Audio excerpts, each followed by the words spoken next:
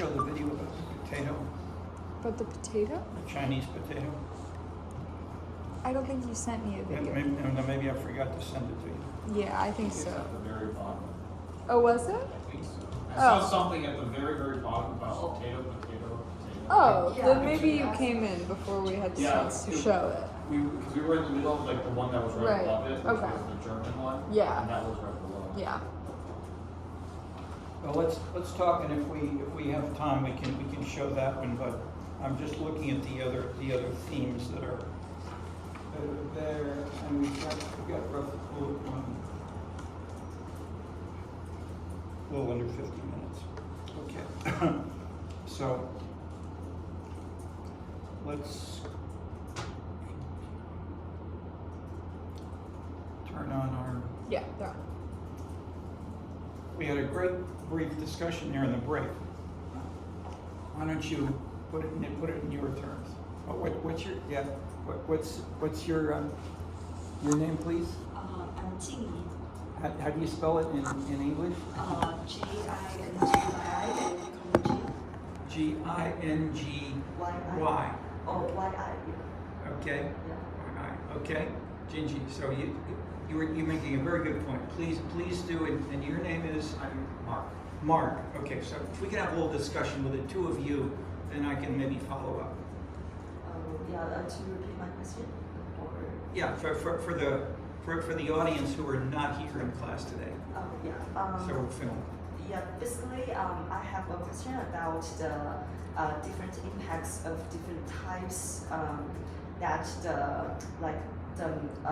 how the art can impact the audience. For example, in a museum, if the audience see the masterpiece, I think they have to think deeper or think broader. But if in a theater, combined with music and performance, the sound may have the very instant impact on people's feelings, so that people may think superficial. And the performance, they can also if it's combined with songs, it can also have the the people have a different impact with the audience in the music. Okay, so basically to summarize, we can look at different kinds of art, such as looking at a painting in a museum versus, say, a theatrical performance where there's music, dance, think of Broadway dancing,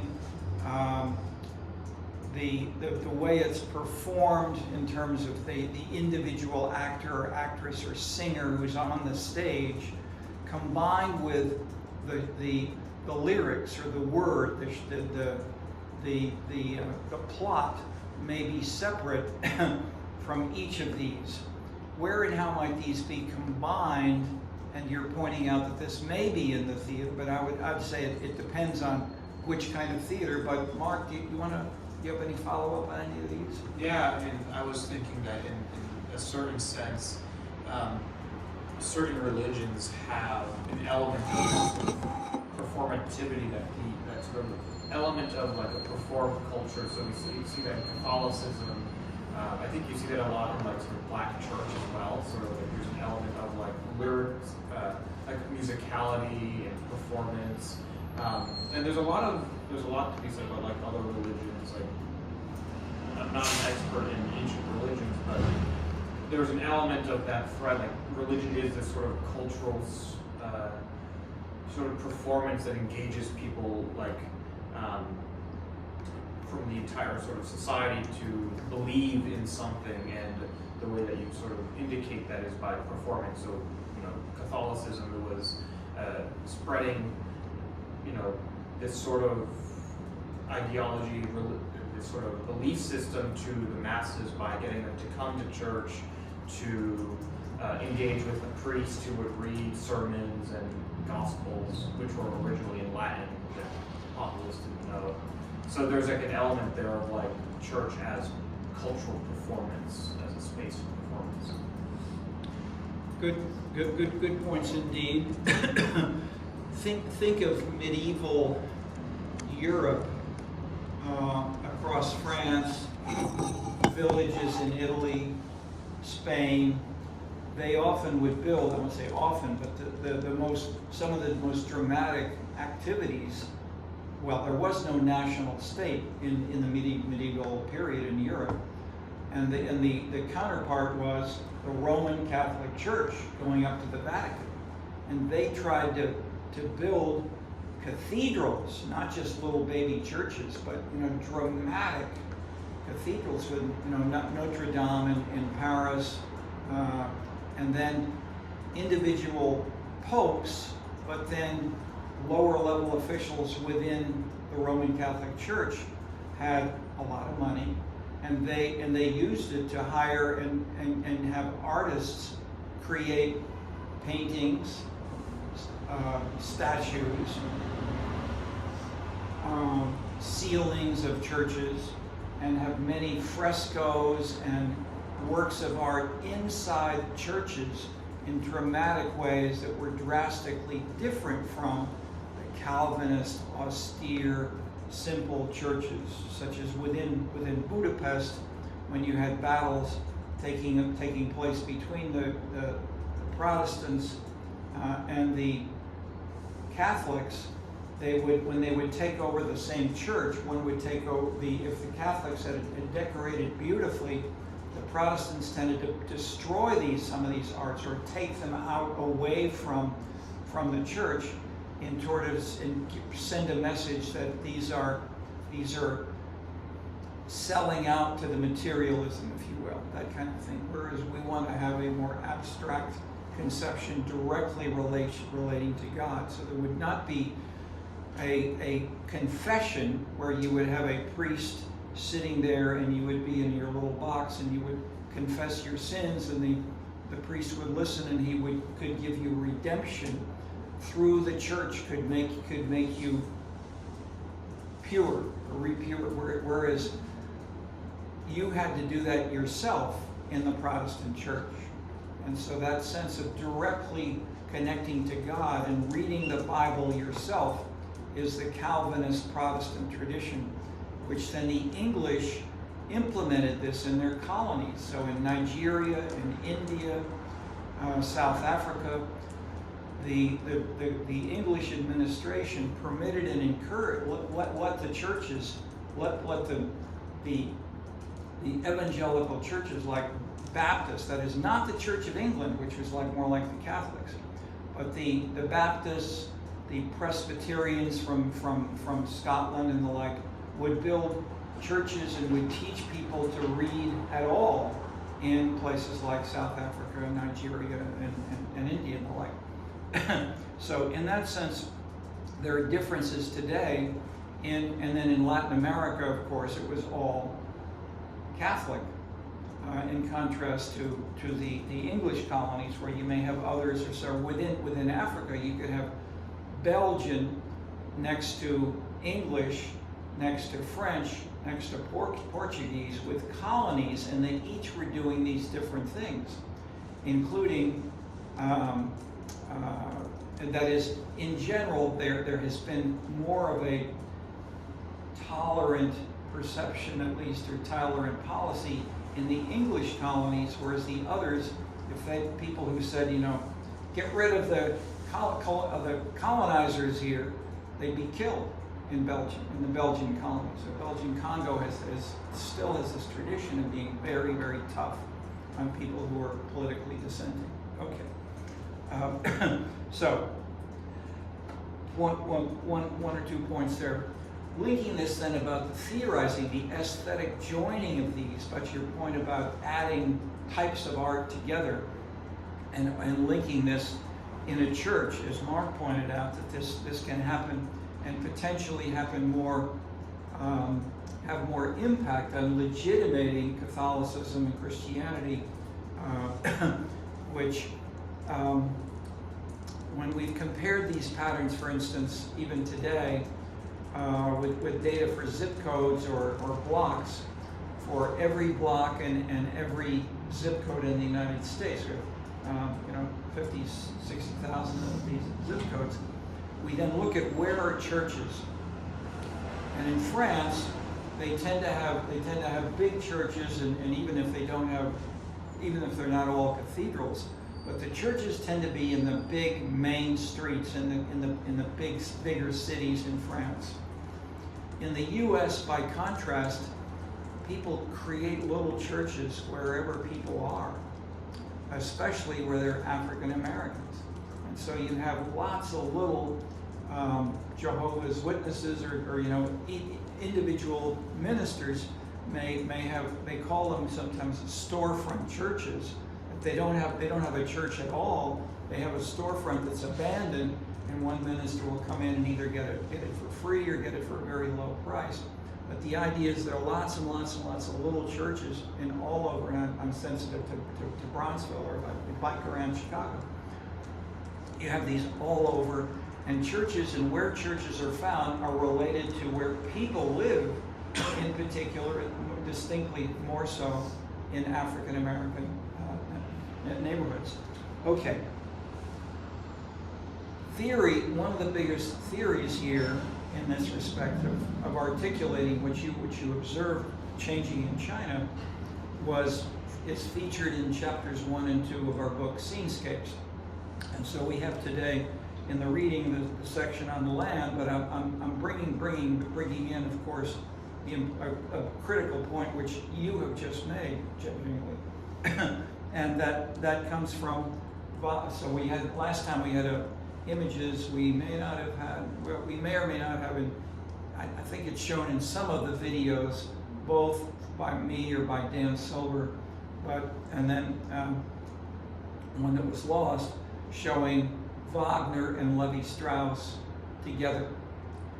Okay, we will talk more about Levi-Strauss, but why Wagner? And the point was he basically destroyed the classical symphony of Haydn, Mozart, Beethoven were destroyed by Wagner. He said those have structured, imposed from the outside, that you have a slow movement, a fast movement, high notes against low notes to define harmony and so forth. No, we're going to do this differently. And the driver is bits of feeling, subjective emotions within the audience. And these then have roots in folk songs, folk music, folk stories about, flashing forward, Putin has made a movie called Putin's Kiss, which is a continuation of an old German European story, as well as in Mozart's the magic flute, as in Wagner's Brunhilde. So those kinds of themes joining together with the leitmotifs, the thematic musical versions of these feelings, include thousands of these bits, which are then joined together into bigger motifs, into bigger moods, and they can contrast with each other. And these are the structures which are not 1, 2, 3, 4 parts of a symphony. These, and he avoided as well the Italian term opera. He wanted to call these artworks, and then talked about a gesamte Kunstwerk, and a holistic artwork, including all those things you mentioned: the lyrics, the singing, the dancing. And so Hollywood now does this. That is, when they started making movies, said, yeah, we can do this in ways better than more easily. We can have horses and cowboys in the movie in ways that you can't so realistically do on a stage. So in that sense, and then taking that, as you mentioned, going to the next phase of social media today, these reach more and more people who can participate. And as I mentioned in my example, we can have Bronzeville guys playing basketball, choosing Michael Jordan basketball shoes in ways that would give them charisma, hopefully, but also the common frequently successful activities that give you more pride and respect in high school is being a good basketball player and making videos and attacking other gangs. Forrest Stewart has The Ballad of the Bullet, is a book he has done based on talking to the gangs in Chicago. He and I would ride around in different neighborhoods of Chicago and then talk about these things, and then he's done it really thoroughly. Okay, let me stop there for a minute, and I can talk about more. But any reactions that we've the rest of you want to add on this? Okay, let me just mention briefly some of the other readings, so that just what they're there. What is in them there? Alan Scott on Hollywood.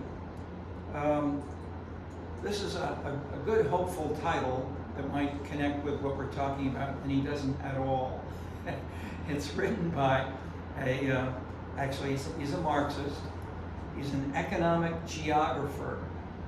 And I presented some stuff about what I've just said here in Los Angeles, at UCLA and at USC. And in both places, there were Marxist, cultural, and they both happen to be geographers who were very outspoken and attacking me very actively and saying, the arts, the arts are not anything different than any other job. And Hollywood, and so the model of the model is of who are the jobs of people who create Hollywood films. So you can have people who are good at jumping on motorcycles and putting bits of the motorcycle jumping into the film, car chases and the like. But then you have people who are makeup artists, there are costume designers, there are musicians, and all these people tend to live nearby each other, and they get more business. So he tries to focus on where do they get more money, and they get more money if they live closer to the bigger studios. Whereas if they live, 30 miles or 50 miles away, they lose business. That's the kind of geographic proximity that he's trying to use, and it's a 19th century theory of the Chicago sociology. Ecological analysis, distance, physical geographic distance is the big driver. It's fine, it certainly is a factor, but when you say nothing about what's the content of Hollywood films, as in this whole title, okay. So one of my answers, one of the discussions, just to give you an example, these people were attacking me and saying, or they would say, and people in Chicago and people in LA dress the same on the weekend. They dress differently, where Marilyn Monroe would get dressed up with her makeup when she's going to work. But on the weekend, actors, actresses, we're just like Chicago. So I looked around with the data we had, and I found one simple thing. How many children's clothing stores are there in Chicago, New York, and LA? And there were something like 1,000 in LA, maybe 400 in New York, and maybe 200 in Chicago. But it's the little children in Chicago just don't get those special stores with special dresses and special matching shoes and matching scarves that you expected to wear going to school or being at home when you're in LA. So the point is, the film industry may be a driver, but it is part of the whole LA culture. And I've talked about Seoul. Seoul is the Italy of Asia, and you have a rap song style found featuring these kinds of sensitivities in ways that can make for, and that's the big picture, the big point of the chapter from Scenescapes is on land and how land connects to the theories that we're talking about. just in 2 sentences, Adam Smith said there are 3 classes that are in class conflict.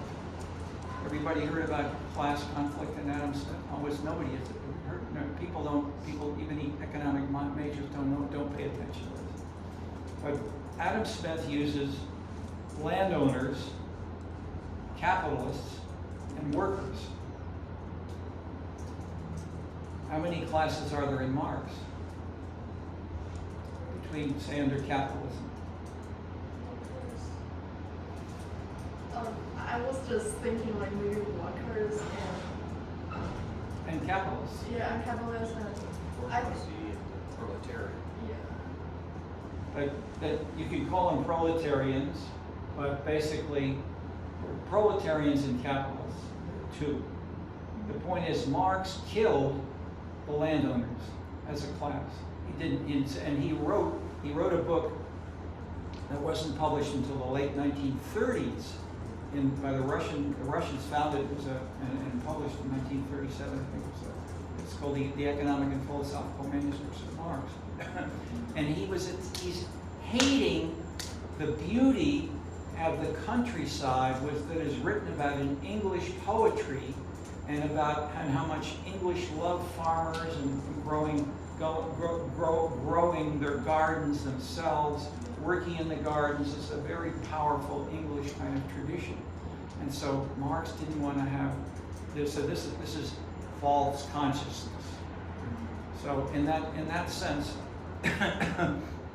the one point of land is that land got dropped by the Marxists, but so did many of the others. So Adam Smith and Malthus talked about this, but it dropped out. Then it came back with Marshall in the late 19th century, and it's of course being stressed by what we're doing now in scenescapes. So scene is in part a geographic location, but what we stress is what is the meaning and the emotional power in forming, say, a Berkeley versus a Des Moines between an exciting performance versus a gas station. And so where the culture and the meaning and the emotions associated with these institutions are interesting here. So by contrast, the total opposite is taken in the next reading. Elizabeth Currit, this was her PhD. It's called the Warhol economy. And the point is, the arts can be drivers of style, which can in turn lead to sales and to money. And she did her field work going to nightclubs and dancing in Manhattan and seeing people from clothes designers, popular music composers and dancers,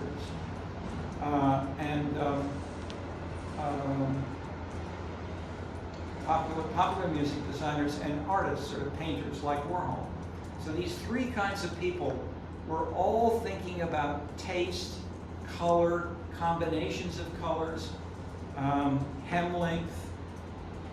You know, do you show more flesh around the neck or around the knees, or what, and in what way, how much, what colors go with what, etc., etc.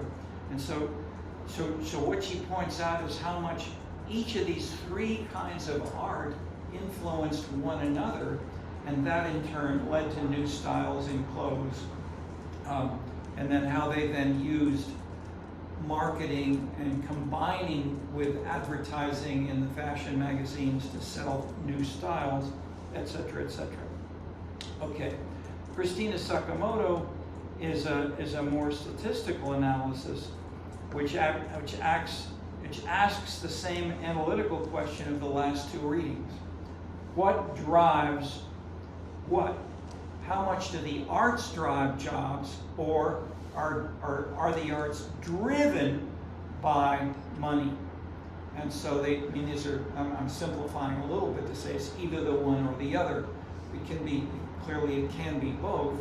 But what she did was to get data, and she worked for 7 years, and we worked very actively on this, and it's her PhD, is where and how, and so how can we measure in a chicken and egg analysis? That is, which came first, the chicken and the egg? And the answer is you need to have continually both, but if you have one egg, then you can have one chicken, and then you can look over time and then see how much of a growth in the number of arts jobs, and does that rise in arts jobs, if the rise in arts jobs comes first, and then after that you have a rise in non-arts jobs, implies that the arts, such as the Elizabeth Currid example, if you have a dramatic new dress, and you've got to have this kind of dress and throw out your old dresses, buy new ones, then that's creating more sales for boutiques that are selling dresses,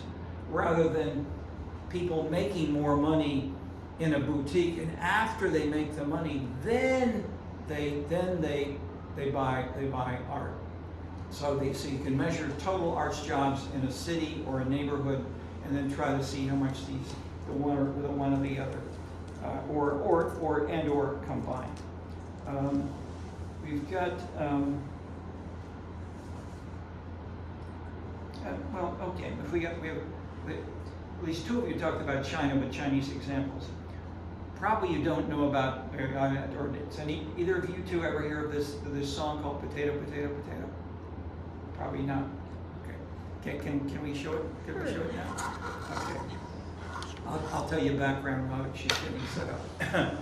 There was a woman who was active and a member of the Communist Party, relatively educated, but she had no knowledge about farming or growing food, but she knew that China was importing massive numbers of wheat and other things from the United States, and that the population in China was growing. This is 20 years ago, before the one-child policy. Was growing too fast. It's not enough food to feed the Chinese. And what's the main staple of China? It's rice. Okay, but rice takes a lot of land to grow lots of China for lots of people. So potatoes, the Chinese realized, potatoes are much more efficient in growing more food stuff per square meter. That is, you can grow a lot. You can grow lots of potatoes that will than rice.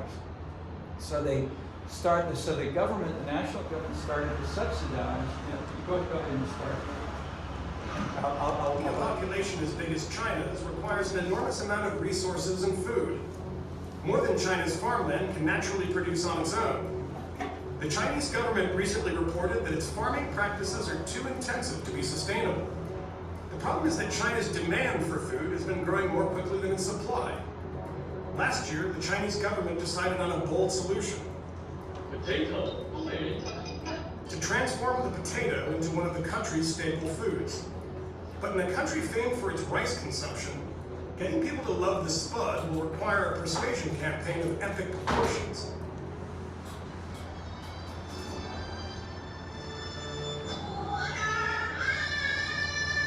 Okay, this is the song. She wrote the song.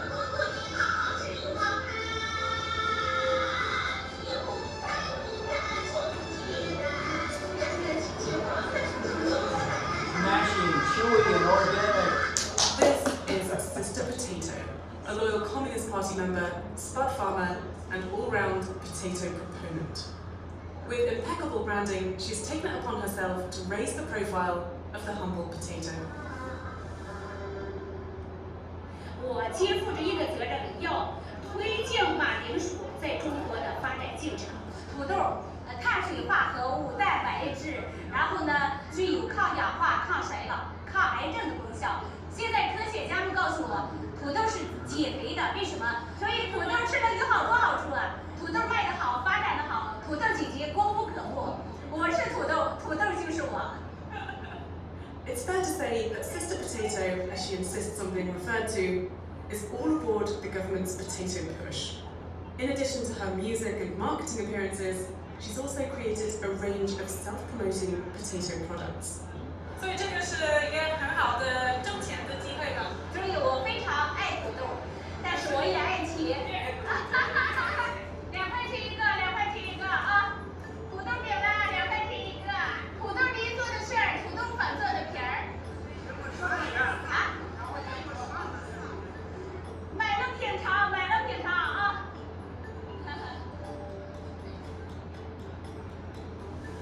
就在这里，你要尝一尝吧。这是土豆面包，你觉得呢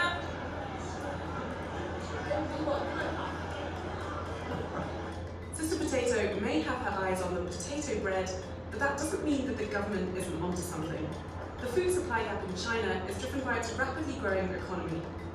As incomes grow, tastes change. More expensive food, like meat and protein, requires more grain for feeding livestock, and so the demand for staple grains increases. If you add urbanization to that supply gap, the situation gets worse. Rampant development has left 60% of China's groundwater polluted, and over 3 million hectares of farmland too contaminated to grow crops. That's larger than Massachusetts. With a shortage of crops, China will need to increasingly rely on foreign exports from its current key food supplier, the United States. And China's dependence on the US is just not in their game plan. We met with Carlos Rock-Pelnis, an ethnoecologist and potato expert based out of Beijing. Why is the government putting so much effort behind this potato push? So potatoes, they are easy to grow. They grow in bad soils. The water requirements are low. You don't need irrigation necessarily. So it's cheap. It creates kind of farming where you don't have to be on the land as much. China is in fact already the world's largest producer of potatoes. But because of China's sheer size, this output is still not enough to propel the potato into the realms of a national staple crop.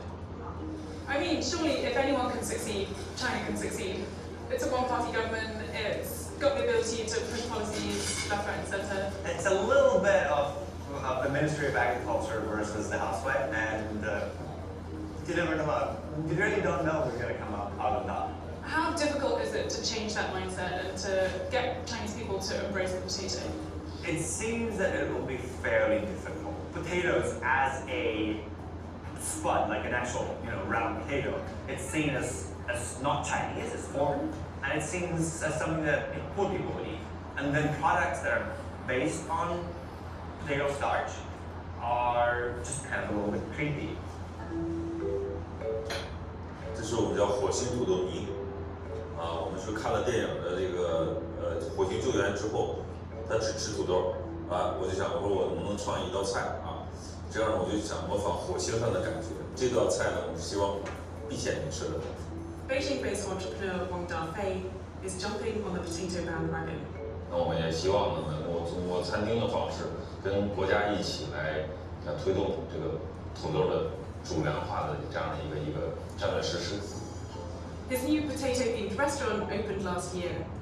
Its potato punters seem to be enjoying the anomaly, but whether the Chinese can accept the potato as a staple food remains to be seen.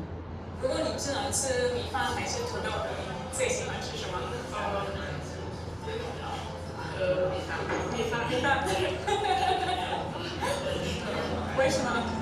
就是习惯嘛，对，饮食习惯。你呢？我也是米饭。米饭，为什么？因为它就是配菜。Undeterred, Dafei has grand plans to change that mindset, one potato at a time. 不光是说国家来推动，而更多的是我们这个市场消费者也会慢慢的去接受他只要尝试过的话，他就会觉得这个东西会很好。And in the interim, our favourite sweet potato is ardently ensuring that her stellar spuds remain centre stage.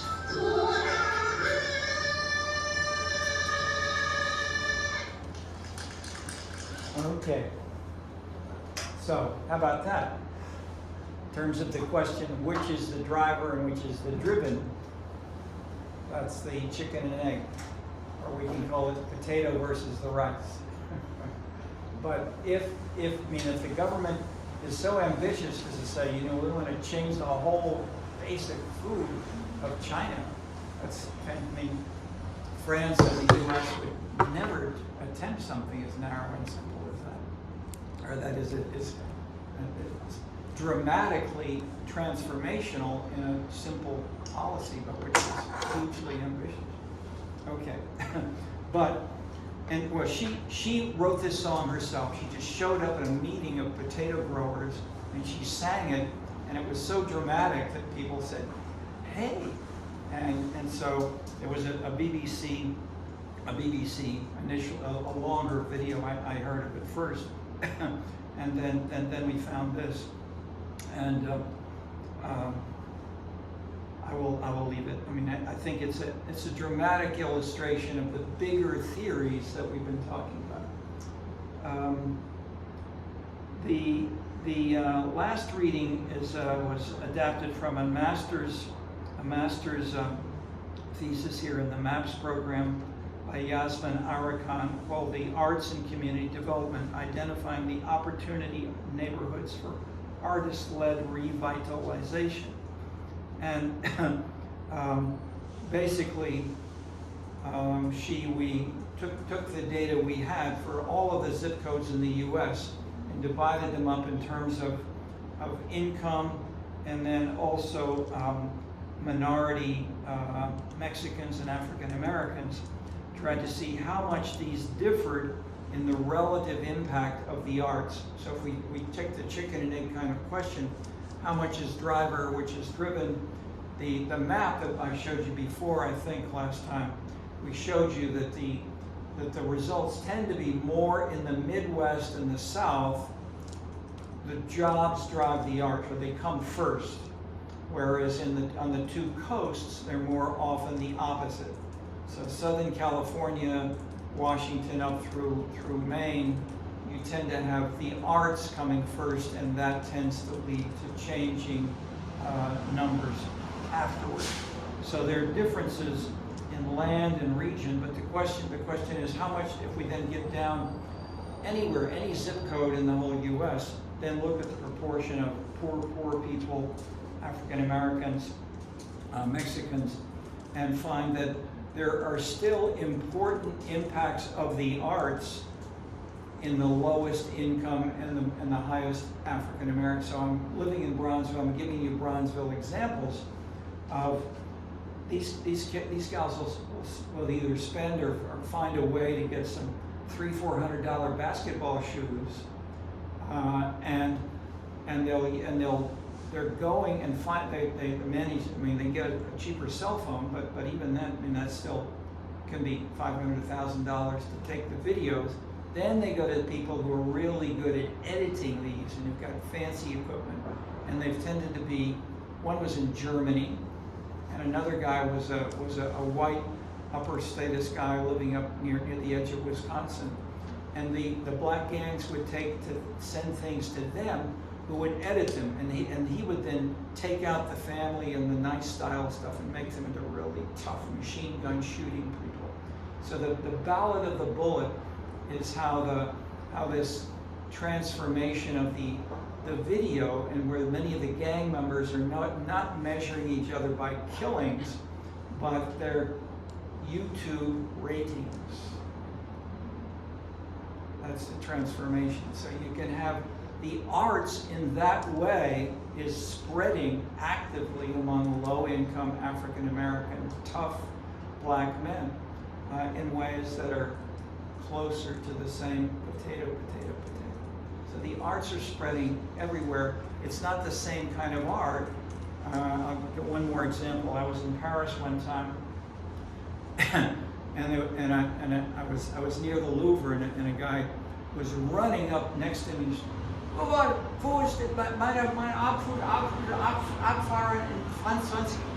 bus is going to leave in 20 minutes. I want to see the Mona Lisa. Where do I go?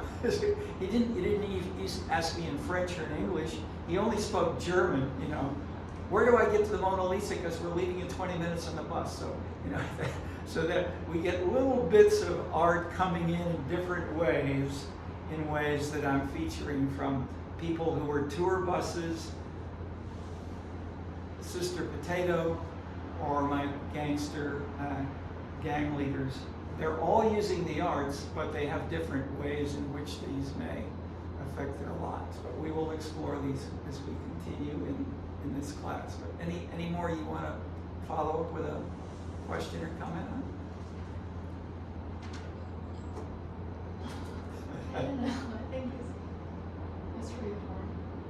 Yes, like actually, I indeed didn't heard the song before, but I think it's like how to say. Yeah, you've heard her song before? It's recall me that there was a series because in China is have I remember in 2015 is have how to say a movement to generate a lot of songs that to it's like a new method of propaganda because before the chairman Xi they believe that the old propaganda way is cannot to connect with the people. So in that year it will has a lot of songs which advocate his policies, and I think the potato policy is one of the policy, and I think it's combined with the environmental policy because this year he generated the beautiful China initiative, and is because the potato is can like protect the soil erosion, so and it can also like to solve some like rice problems, so it was like have some way to I think it's a series of songs. Okay, excellent. I mean, you're at maybe if you find a little bit more, especially when is the title Beautiful China? Yeah, it's a Beautiful China initiative. Yeah. Okay, now if you could bring in a little bit about that would be very interesting. Oh yeah, it's like before in China is have different before the chairman Xi come into the power, there were like 4 initiatives in China, like economy, culture, sociology, and also the political. Yeah, and then the chairman Xi bring out something like the environmental, and this concept is called Beautiful China, and is have a lot of I believe it's called the 5 concept into one. It's like his new how to say the new model of China to make the China more beautiful. But now it's hurts the economy is on some degree. So I think it's not like heated as before. Yeah. Okay, no, that is. It's interesting if we can learn from, if you have personal experience and things that you've heard about yourselves and seen yourselves and can talk about the potential interest. Please do, maybe if you can find something, you could send us something like a video or a little text about this, as well as what you call it, the immersive theater where you participate with the audience. Those are both new developments I'd love to learn more about, because we're working with the Scenes Academy in China, and I haven't heard about either of those from those folks. But they're dozens of PhD students that are looking for topics there. And I just want to add some addition to her opinion. Yeah, I think please. That policy, I remember it so for sure because that's the title of a big exam, and this is the title of our essay. So I just remember this topic, and I think at that maybe I was in high school, our teacher tell us like emphasize something like, okay, we need to protect our environment, and that makes so many changes about I think about the travel, the area of travel, like before maybe they are more focused on human-made thing, like human-made buildings, human-made like museums, and add that as a spring to attract attract visitors to their country. But I think after this policy, so many people are more focused on, okay, so maybe like we have trees, we have hills, we have rivers, we have some, like the nature spring in our city, and we can also use this as as something that attract more people to come to our city and to make money from that. And recent years, I don't know whether it's because of COVID, I think, like it's people, like, I know there are so many trends of travel, a popular travel city in China, and most of them became popular because of human there. Because of what? Humans. Yeah, it's like they could say something like, people there are so friendly. They have cheaper but also well qualitative food. They are friendly to all visitors, so we just came to that city and spend money there. Rather than like before, because that city has a very good view, very good, maybe some famous buildings, famous nature springs or something. And I think that's also something very interesting about the changing style. I don't know whether it's about culture or, like the people's focus, like what they want from town. Yeah, this is bigger and complicated, but if you can find something written or documented with some comparisons, with some kinds of examples, concrete examples, that would be great to document these as new, either big social, that is the social context of the arts is very much what we're trying to do here. And both of your examples are excellent here, so please help us as we're trying, as you see, we're often going to compare the US, France, and China, because these are salient participants right now. Okay, thank you folks. Onward and good discussion.